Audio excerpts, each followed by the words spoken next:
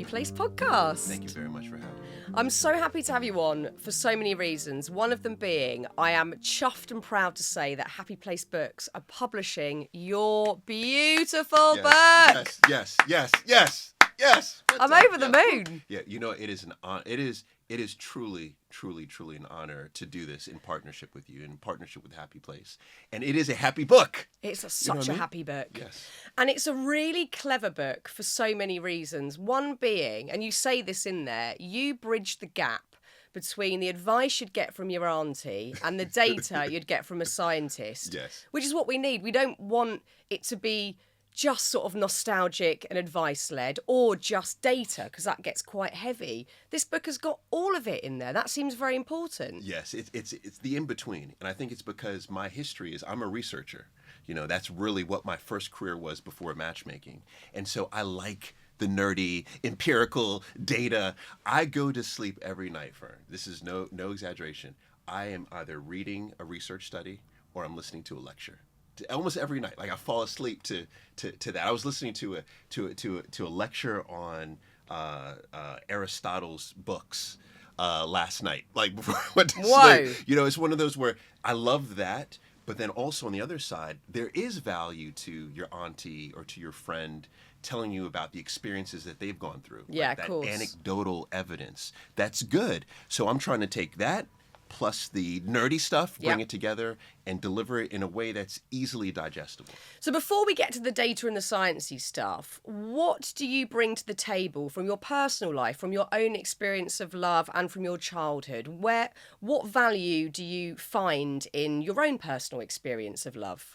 Oh my gosh. I mean, starting off as a child, I think I had challenges as a child. and I think this is important is because when you have gone through the challenges, when you've walked through the storm, you have that experience. You could speak to it firsthand, right? So I have that from the standpoint of, I always look at, people talk about attachment style, right? Most people right now, 50 to 60% of adults have a secure attachment style, which is great, right? Not me. You know, I have an anxious attachment style, which is why I'm going to be hitting the table all day. I'm joking. One note from Anushka. Yeah, you see Don't hit the table, Paul. It's your only note. Boom. You know what I'm doing? I'm watching the water level to see if I'm touching the table. That's what I'm doing. Please don't worry about it. Look, we'll all just do this. Get it out of our system. All right, it's out. I've touched it. It's out. So for anyone that doesn't know what attachment theory is, Yes. can you do a little breakdown? Because I think this is such an interesting topic and it's one that I've certainly been trying to learn about. I don't think I've got a secure attachment theory. And, you know, I think you have to go through quite a severe period of therapy and analysis to work out exactly what it is. You don't want to do like a quick online quiz for this stuff. This is like a big, thorough jobby. Agreed. So what is attachment theory, if you can break it down? Sure. In short, Ainsworth, who was a researcher, she did some research in Uganda, and then she went over to Baltimore, not too far from where I lived. And what she did is she looked at the relationship that children had with their primary caregiver, which was typically their mother, right? And what they did is it was called the stranger test, where they would take the caregiver and the child and walk into a room, just the two of you. And then the primary caregiver would leave the child in the room. Now, when the caregiver came back just a few moments later, they would look at whether or not the child immediately adjusted. So, you know, if your caregiver leaves the room, comes back in, you're probably freaking out a little bit when they leave, but when they come back, you calm down, you're like, okay, caregiver's back, I'm cool. That was considered a secure, right? Now, if the caregiver left, you're freaking out a little bit, and then comes back, and then you have no reaction at all. You're like, I don't care that you're back, it doesn't matter. That would be avoidant. Right. You have no emotional attachment to your caregiver. Now, if the caregiver left, came back, and you were, you know, happy, but then still a little bit anxious, you know, that they're there, but you're going back and forth, that's an anxious attachment style. These became the three primary attachment styles. Now, there was Dr. Levine who wrote a book called Attached just a few years ago, and that really brought attachment to the forefront. And what you have is a lot of people now talking about attachment style. And the reason why is because that attachment as a child is how we show up as adults. It's how we relate to each other as adults. So if you have an anxious attachment style, like I have an anxious attachment style, what ends up happening is I'm constantly thinking that my wife or the person I'm in a relationship with, it could be a business partner, it could be anything, that I don't know if they see my worth, if they see my value. So I'm constantly trying to reconnect with them to make sure, are you okay? Like, am I okay? This is ringing a bell. Yeah. But if I was avoidant, I would just say, it doesn't matter. Yeah. You know? So interesting. Yeah. And it shows up in everything. Even when you look at things like, one night stands, for example, you see that we react based on our attachment style. So if you are secure or if you are anxious, you typically hate a one night stand. You have low satisfaction. As a matter of fact, there's some great research on this where the number of orgasms, right, that has had is much lower if you have a secure or if you have an anxious. Yes. Number of orgasms you have is lower if you have secure or anxious attachment style for casual sex. However, if you are avoidant, number of orgasms are higher. Why is that? Why? Because you have no emotional connection, so you're good. You don't want to have an emotional connection. You're like, this is great. I don't even have to talk to you. You know what I mean? Wow. Yeah. So attachment styles show up everywhere. Wow. Everywhere. Yeah. I mean, this is a subject I'm still learning about.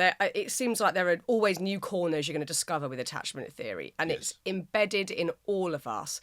Once you discovered that you had an anxious attachment style, how did you approach relationships differently?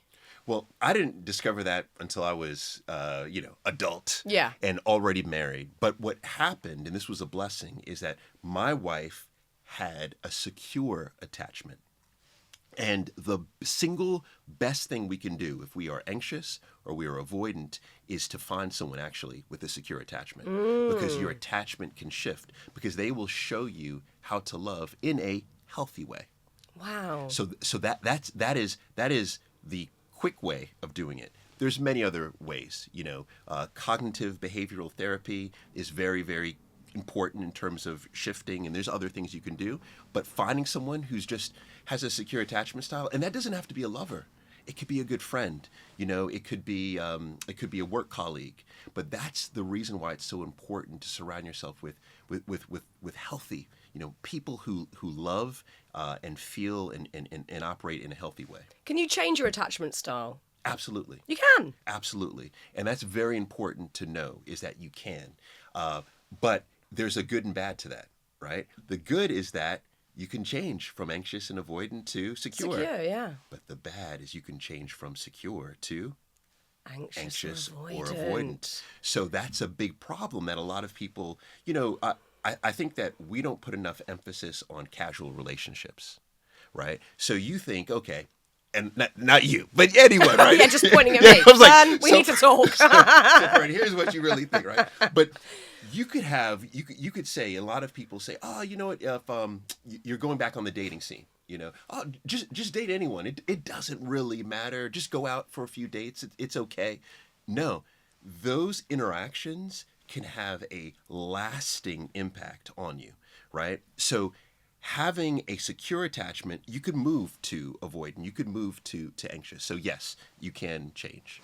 Okay, this is extremely interesting because I think many people out there now listening to this who are single and who want to find love and they want to really get themselves in a great relationship. I think many people in this day and age, because dating has changed drastically over the years, don't know where to start. I mean, I met my husband in 2011 in a club in Ibiza. Okay. Very old-fashioned way of meeting someone. Like, oh, I fancy him, he fancies me. And we've managed to, through hard work, make our marriage work. And here we are. Nice. But obviously, if I was single today, I'd probably jump on an app immediately. Dating has really, really changed. So when you talk about casual relationships, should people be pickier when they're approaching dating? Is that what you're saying? Yeah, I think that we should be very selective in who we commit to. Right. But we should be very open in who we interact with initially. Okay. Right? Because my wife and I had a matchmaking agency in the United States, and it was one of the biggest matchmaking agencies before we sold it in 2017. And what we discovered is that most people don't interact with other people, especially today. Yeah. You actually, it was a blessing that you met your husband in, you said 2011. Yeah. The next year, Tinder was founded. And when Tinder launched, first mobile app, right, what you saw a massive transferring of people to go online to interact. And now online is the number one way, whether that's a dating app or Instagram or whatever it may be. So that you were kind of like that was the last year of people proper old school. really meeting people, in person. Yeah. But what I say, I think what's important here is that you want to meet lots of people. This is very important for many reasons, right? We're social creatures. We thrive off of connection. You call this social capital. Social capital. I love this theory because I'd never heard that phrase, and it's even changed how I'm living my life outside of, obviously I'm not dating, outside of the dating realm. It's changed how I'm going about my day. It's informing whether I bother to go to something or not. And sometimes I will choose rest over going to something, but the value in social capital seems pertinent to this conversation. Tell us about it. Absolutely. It all connects because social capital is just essentially everything that is our asset. It could be our network, so our friends, the people that we know. It could be our skills. We could be a phenomenal podcaster. Whatever it is that we do, right? Fashion, whatever it is, simply pour more of your time and energy in those things. And as you do that, what ends up happening is the other things level up like a tide, right? So I guarantee you, the more prolific you are at doing this, the more your network grows. Yeah. The more prolific you are at fashion. I'm wearing my love dress for you today. Oh my! By the I way. see it. I see it with the heart. Yeah. Yeah. It's like, chosen especially for you. no, well, I like it. I like it. I like it. But I'm saying, and the more the better you are, the more energy and that you throw into fashion, it then elevates your podcasting actually and your network, right? So this is social capital. And what I say is that instead of focusing on let me go out and try to find the one, find your social capital. Do more of the things that turn your lights on. Do more of the things that make you go to sleep with a smile on your face and wake up with a smile on your face. And when you do that, when your light is on, I guarantee you everything else in life becomes better. And that's ultimately the best strategy that we could use in life. But you say don't do this to try and find a partner. Do this so you can be your best self. So it's almost shifting focus on what the aim is. Even if you are single and desperate to find love, create this social capital and do things that light you up for you. For you. Bronnie Ware wrote... I love her. Oh my God. Oh, She's been on the podcast. Has she been on the podcast? I love her. Oh my gosh. I love her so much. I adore her. I love her more. I don't know. I may love her more. I think I love her more, right? But yeah, incredible, right? Incredible book. Incredible on her experiences in that last 12 weeks of people living. And one of those 5 lessons that she talked about was just essentially people saying, I just wish I was happier. Yeah. Think about that. I have been, I don't want to go way deep on this, but I'm curious too about your experiences.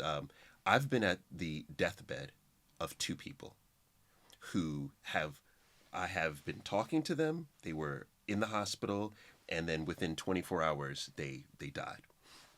And they both said the same thing. They said, life goes by quick, and they think about their most intimate relationships, and they wish that they could have just done more or been more present for them more. And they're talking about how I just wish I was happier. I was more content with my interactions with them. Think about that. These are 2 people who, in their last moments of being on this earth, this is what they said. And so I think we have to take that information that Bronnie's writing about, this anecdotal that I observed, is that ultimately we do manage our own happiness. We manage it. There's lots of things happening in this world that do impact our happiness, without a doubt, right? Certain people, we are born in certain areas where it is incredibly hard to find happiness, incredibly hard, but we can still manage what we have. There is Carol Riff. Carol Riff is someone who doesn't get enough credit, and she doesn't have enough exposure, I don't think. She's a researcher. Okay. Carol Riff, in the 1980s, she researched all of the top theologians on happiness. She looked at Erik Erikson. She looked at Maslow. She looked at Viktor Frankl, who wrote Man's Search for Meaning. She looked at Aristotle. She looked at all these folks. And she came up with what she considered to be the 6 dimensions of psychological well-being. So in essence, she's saying that we all want to be flourishing, right? Eudaimonic, that's what Aristotle says. We all want to be happy. We all want to be happy. No matter how much of a psychopath you are, you still want to be happy, right? We all want this. But how do we get this? So she studied all these greats and she came up with the 6 areas for us to get that. One of those areas is environmental mastery, right? Is in feeling like, okay, wherever I am in the world, I can make this situation work. So environmental mastery is one. Another one is personal growth, right? So feeling like you are growing, you are evolving. Another one is having inspiration, having a destination that you feel like you're going to. This is very important. Another one is relationship with people, right? And I was going to say friends, but it's relation, because we're social creatures. So having the relationship. Another one is autonomy, feeling like we have some control, right, over our time. And then the last is self-acceptance.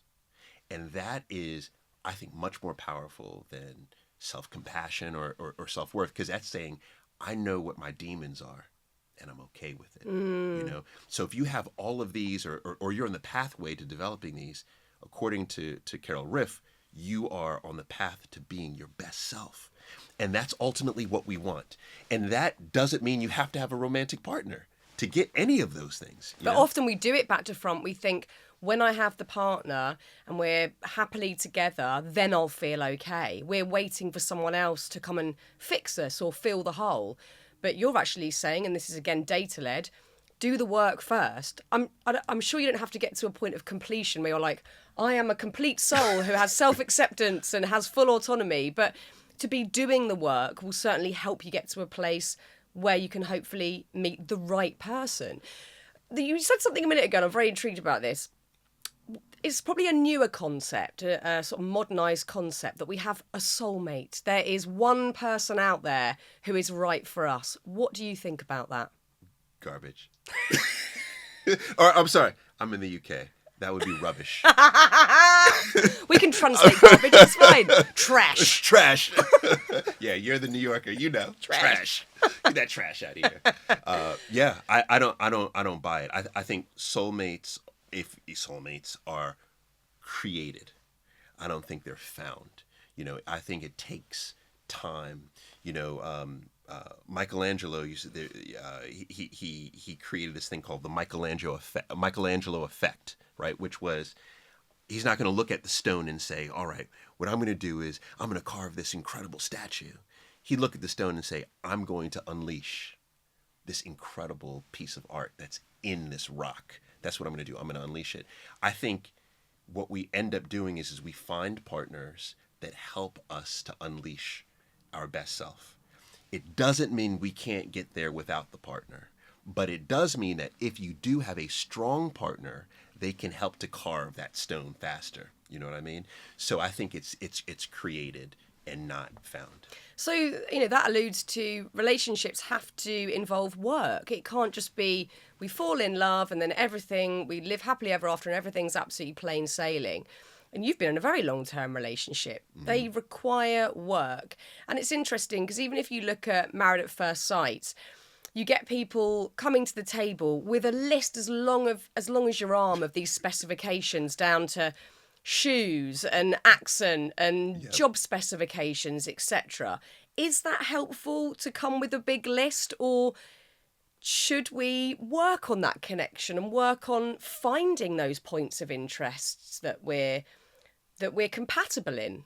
When I was matchmaking in the States, someone came to me, a client came to me, she had a spreadsheet. A spreadsheet? A spreadsheet of what she wanted in Wow. a partner. 150 items.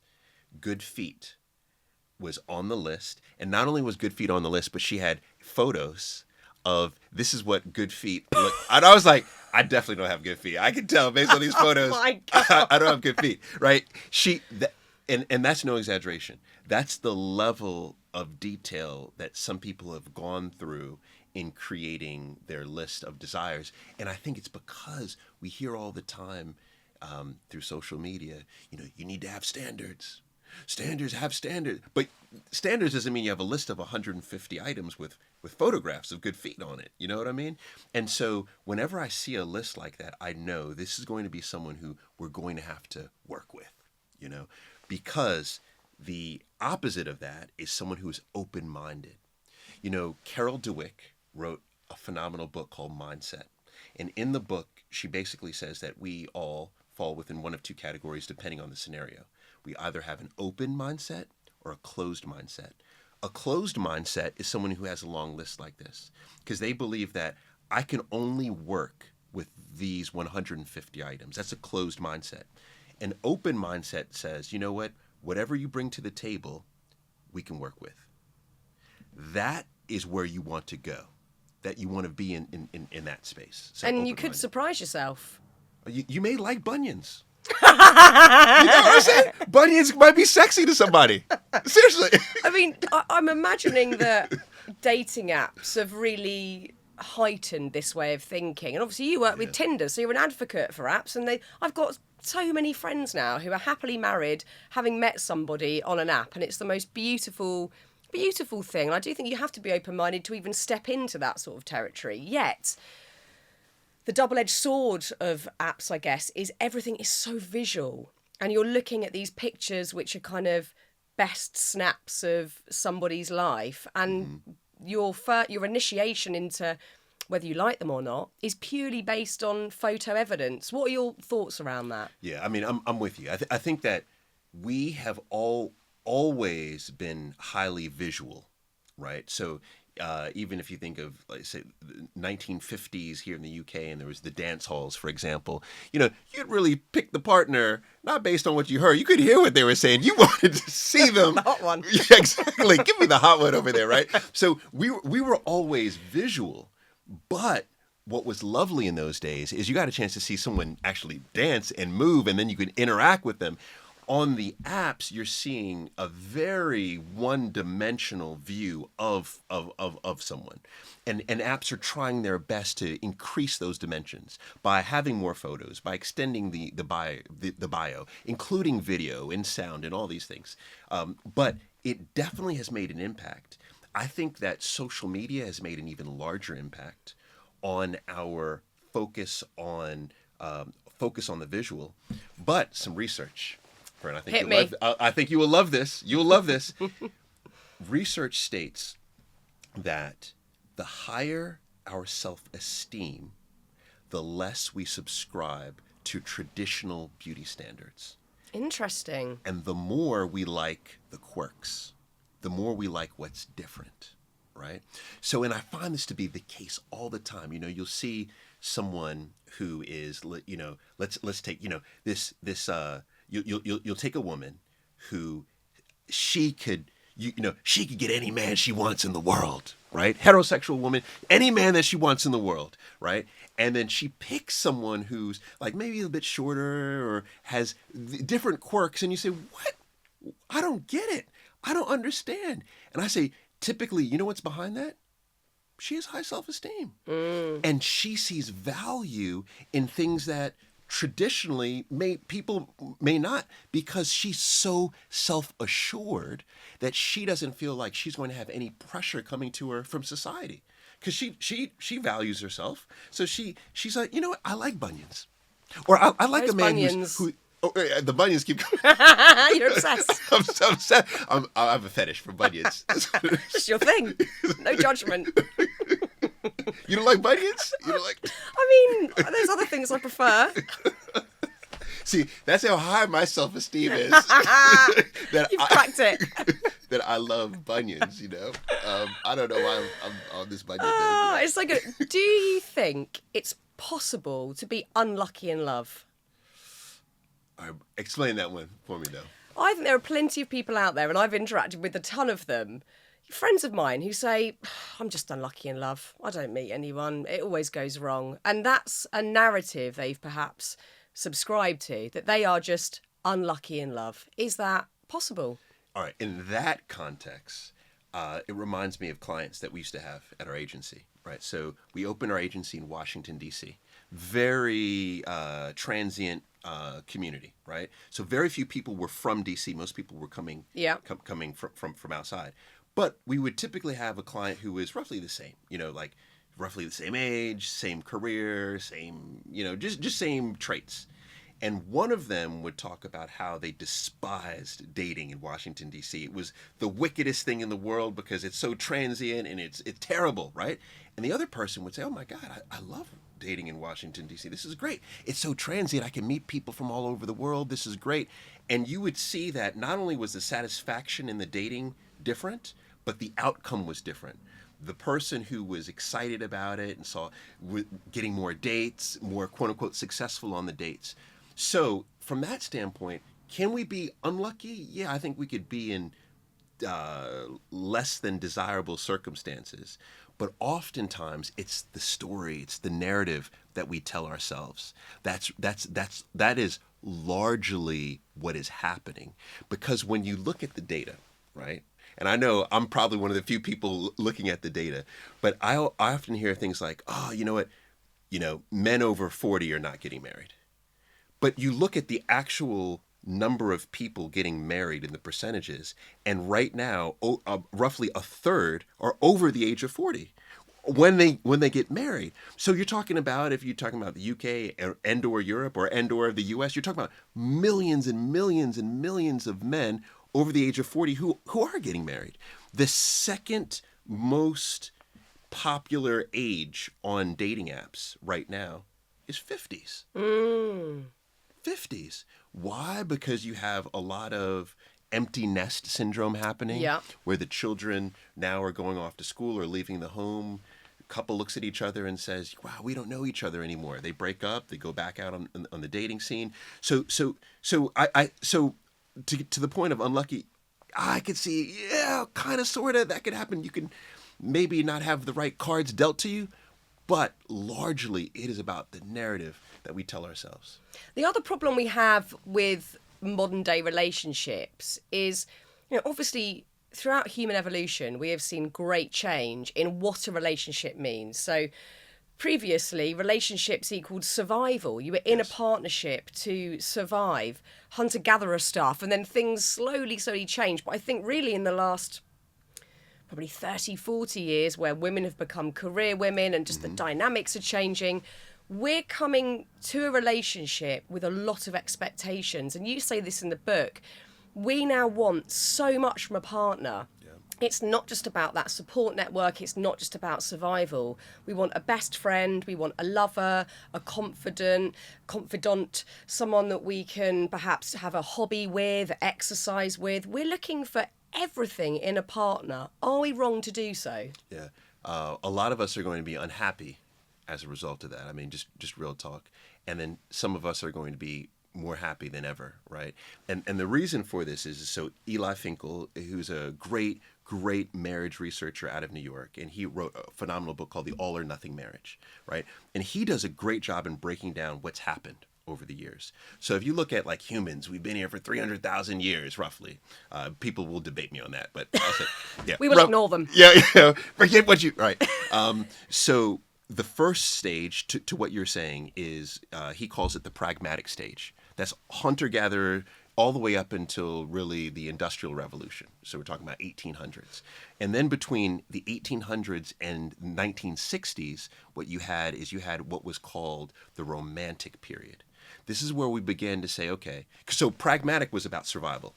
That was it. Just how do I have a partner so that I could survive next week, next year? That was it.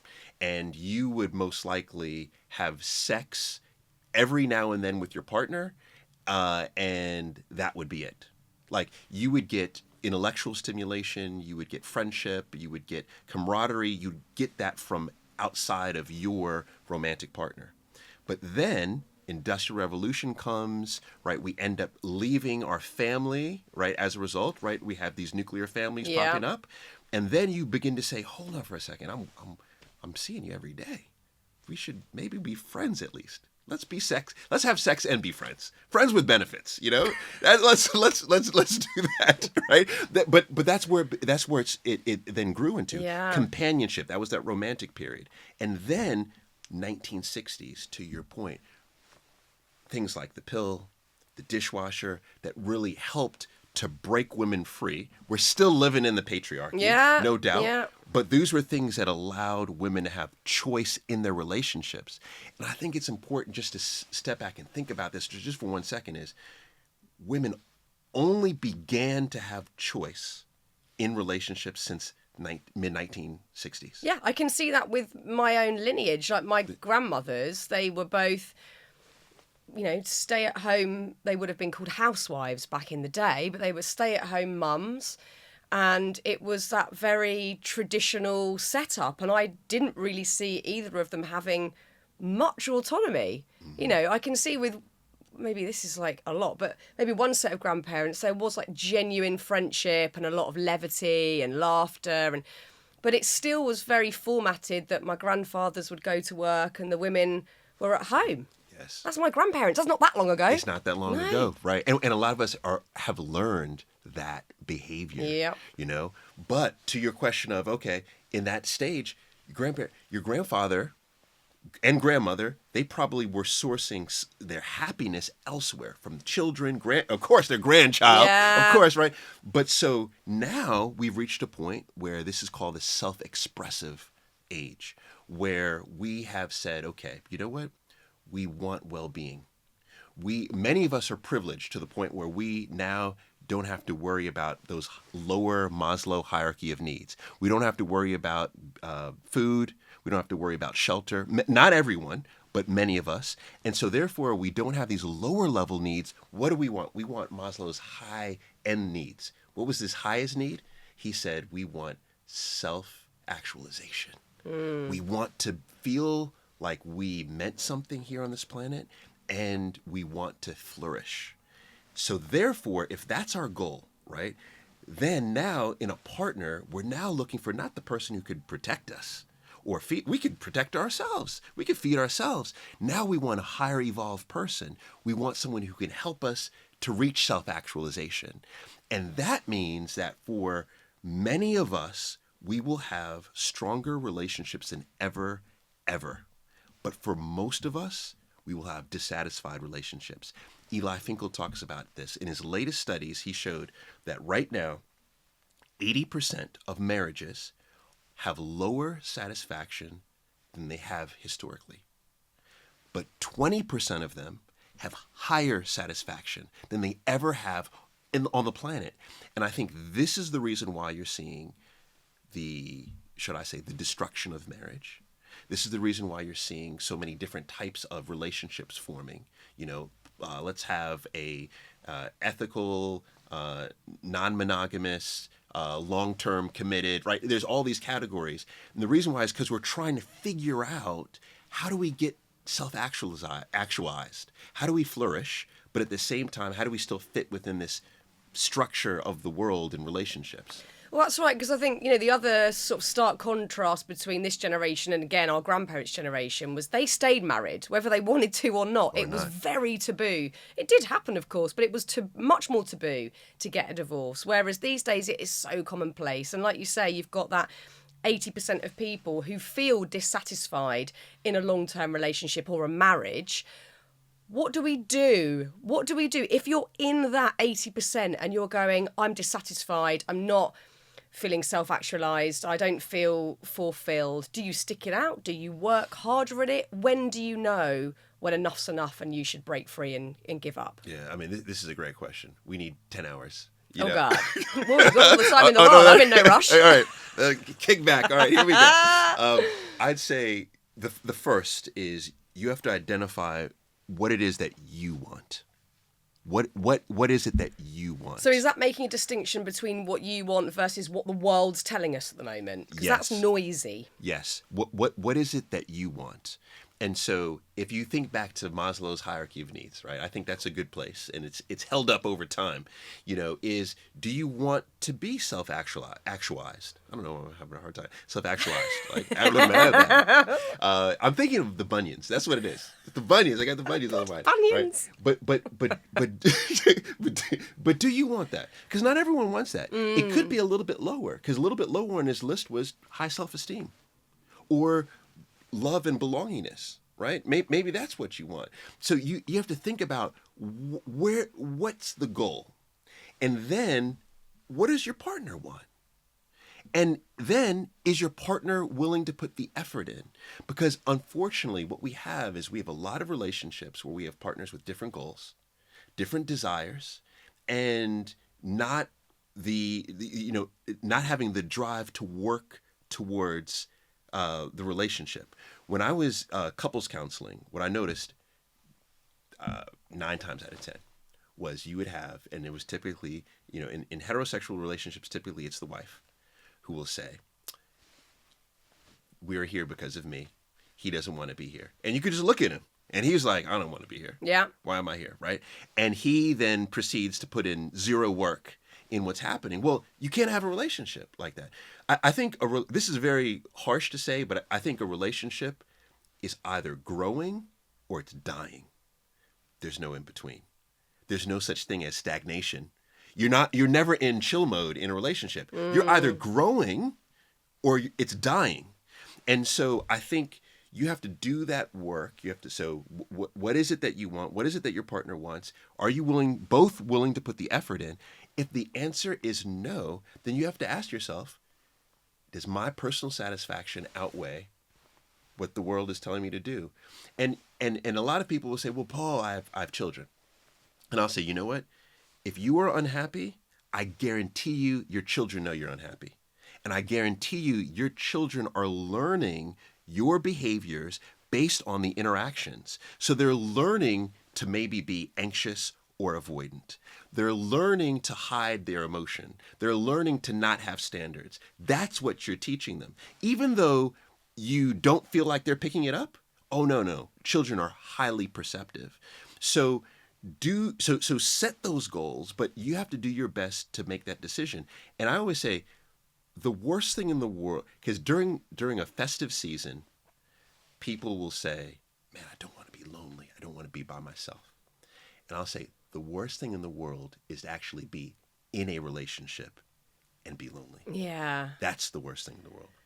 Yeah, that's not great. And I guess a lot of that hangs in the balance due to lack of communication. Communication is key. You can't just ignore when there are problems or where there's an imbalance. It's all about communicating. If you notice there is a huge lack of communication in your partnership, how could you broach that with your partner? Yeah. Well, one is you have to. Yeah. Right? You have to be a self-advocate for you and your legacy, right? You have to be.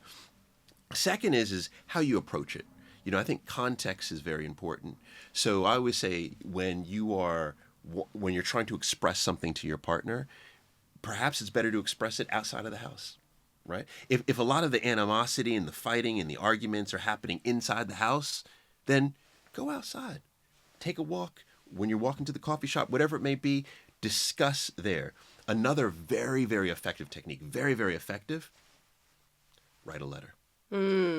Writing a letter is typically, a matter of fact, I've never seen it not be effective, right?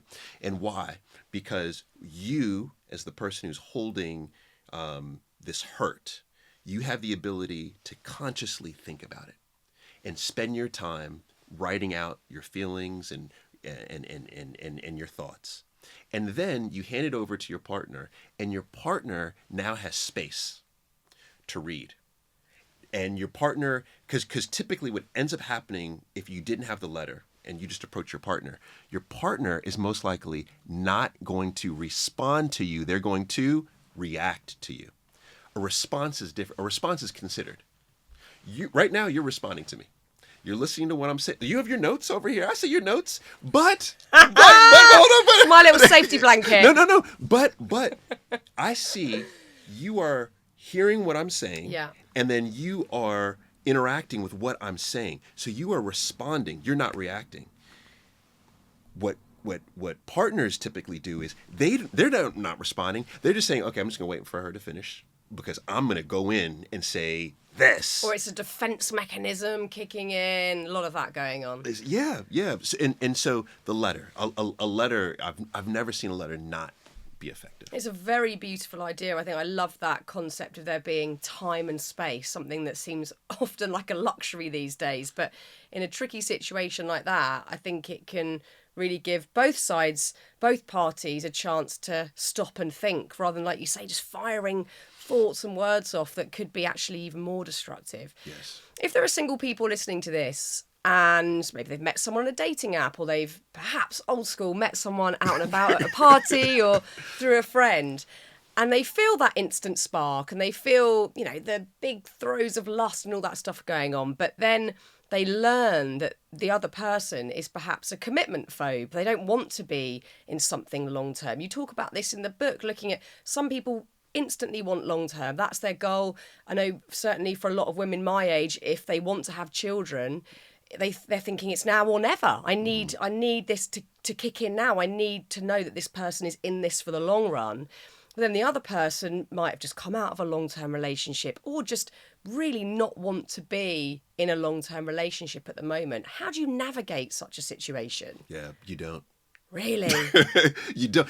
So relationship goals, I think, is one of the most important pieces of early communication with a potential partner today. Because to your point where you're talking about your grandparents, there was only one goal when you dated or, when you were courting someone back in the day. Marriage. That was it. There's no question. We're on this path to marriage. Now you're seeing someone, there are 100 different options that you have. It doesn't have to be. And so therefore you have to clarify. I'm talking about clarify that the person wants the same goal as you. On Tinder, a feature, the most popular feature that was introduced about a year ago, relationship goals. So one of the first things you do is you get on and you say, okay, I'm looking for long term, or I'm looking for short term, or I'm looking for just tonight, like whatever it may be. But you identify precisely what it is that you want. Because if you enter a relationship with someone, let's look at short term versus long term, right? There is major differences in how we show up if we're looking for a long-term partner versus a short-term partner. There's major differences in what we're looking for in a short-term partner versus a long-term partner. And there's major differences in what we will tolerate, whether we want a long-term or a short-term partner. Those bunions, can we tolerate them? That's what I'm saying. Long-term, I would tolerate it. We've learned so much about you today. My wife is going to be like, I don't have bunions. Your poor wife. Can we just put that out there? Your wife does not have bunions. She does not have bunions. Although we have no judgment on bunions. And if you have bunions, celebrate them. That's right. And if you have bunions, I love you. That's what I'm saying. Correct. I love you. Yeah. But yeah, so there's different things. So you have to have those goals right out the gate. Yeah. This is very important. There's other things that you should be looking at, but goals, very important. There seems to be a real dance around communicating in those early days. And oh my God, I remember this in every circumstance where I've met somebody and I'm wondering, I'm an impulsive person. I can be quite spontaneous. I was absolutely, back in the day, addicted to that feeling of meeting somebody new and the excitement and the roller coaster. I wasn't looking at the data. I certainly didn't see love as a science. It was just chaotic and I loved it. That was like the addiction for me, was that first throes of lust and all those wonderful hormones that are flying around. But I would then get into that territory that will be so many people listening to this now, and I can think of some of my friends that I've been texting very recently about this, where you don't quite know how to communicate with that person. Am I being too forward? Am I texting back too quickly? Should I let them text me and then wait for a day to keep them hanging on a little bit? Right. There seems to be a lot of sort of game playing in the early stages of dating and relationships. Again, are there rules to this, or is it a bespoke situation determined by who the other person is, and maybe even attachment theory comes into play here? Yeah, absolutely. So attachment definitely comes into play, but there is a general rule of thumb, right? General rule of thumb. I was not taught this. Yeah. It's a bit late, anyway. No. No. And you know what? And I'm willing to bet you probably did this. From what I know about you, I'm willing to bet that you probably did this. So when we were in the matchmaking agency, when we would set up a client on a date, we would give them strict rules. It's very strict, right? I'd say if you were my client, Fearne, I'd say, look, you're going to go out, you're going to do this coffee date. It's going to be no longer than 30 minutes. You're going to text me immediately at the end of the 30 minutes. And then I would tell the person that you're dating, I'd say, look, it's going to be 30 minutes. That's it. You're going to text me at the end, blah, blah, blah. Now, 100% of the time, here's what would happen. If I got a text back at the end of 30 minutes and my client was like, Paul, yep, I did exactly what you said. Yep, we ended the date. It was 30 minutes. I knew that was not a match that was going to work. You know, the matches that work, you know what they did? They broke the rules. Yes. They broke the rules. They were like, I know Paul said 30 minutes, but forget him. We're going out. I love this. We're going out tonight to do blah, blah, blah, blah. They break the rules. When you are engaging with someone and you feel as if you have to play a game, you have to do this, you have to do that, you know what? It's not there. It's not there. I'm so glad you're saying this. That's exactly what me and Jesse had. He was the first person where I didn't play the game. I didn't wait half an hour before I text back. I just text back straight away. Yeah.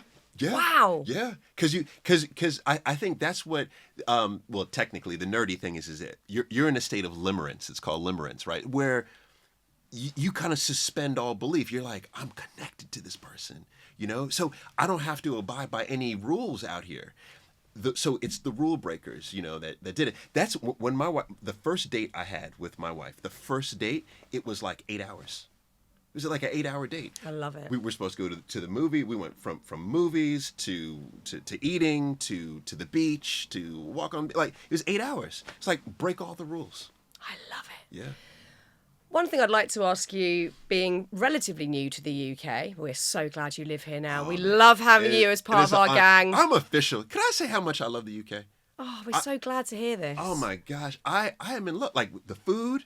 The food? That's surprising. Okay. Okay. Sure.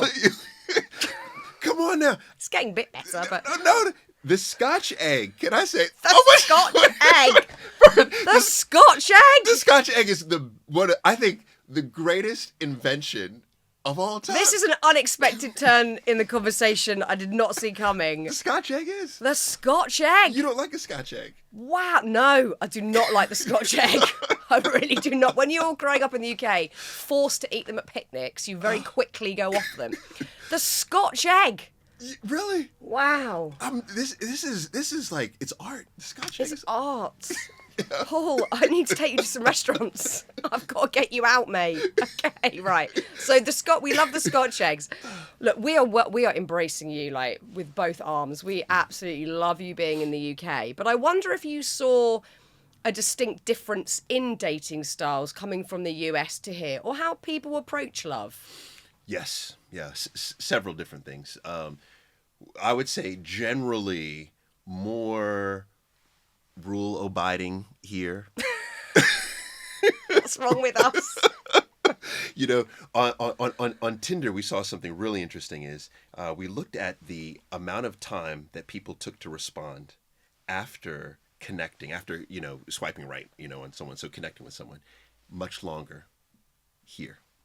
And I think it's because of part of the conservative nature, you know. Whereas in the U.S., we're like, let's do it tonight. Let's get together tonight. So that was part of it. Also, how quickly the couple took to set up a date, much longer here. So it was 3 days in the United States. It was 7 to 10 days here. So you think about that. That's part of, I think, the nuance of that. But the bigger difference is actually not based on nationality, but based on age. Right. So baby boomer, Gen X, millennial date entirely different to Gen Z. So Gen Z in the UK is very similar to Gen Z in the US, date entirely different. And I love the way Gen Z's date. Like Gen Z really, I think Gen Z is going to save dating, if you will. Because it's just open. It's just like, I want to be authentic. One of the best pieces of data that I saw this year come out of this report that we wrote called the Future of Dating Report is that Gen Z is the first generation to say physical attraction is not the number one determinant to the second date. Now think about that. My generation, right? We're like, look, do you look good? Yeah. Okay, second date, right? Yeah. Gen Z says, do I feel like I could be my full self with you? How brilliant. That's brilliant, right? I feel like I could be my full self. Therefore, let's do this. It's not to say that they don't look at physical attraction, because they do, but they're prioritizing other things. They're prioritizing authenticity. It's really healthy progress. Yes, It's a beautiful thing. It's a beautiful thing.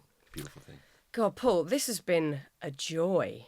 I've loved talking to you. I've learned so much. I mean, it's stuff, everything in this book and everything we've talked about today is stuff that I wish I'd learned in my 20s.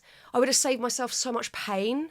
I mean, part of that pain has made me who I am, sure, but it would have saved me a lot of pain, and I think would have helped me date in a healthier way and actually have a bit more self-awareness about childhood and how that affects you, etc. I think it's deeply fascinating. I urge anyone, I mean, I'm giving your book to everyone that I know, single or otherwise, because it's absolutely packed. And I'm so proud to publish it. And it's just been amazing to talk to you today. Thank you. It's been an honor. Thank you, Paul. Thank you. I'm going to show you I actually have bunions. That's what it is. I'm coming out.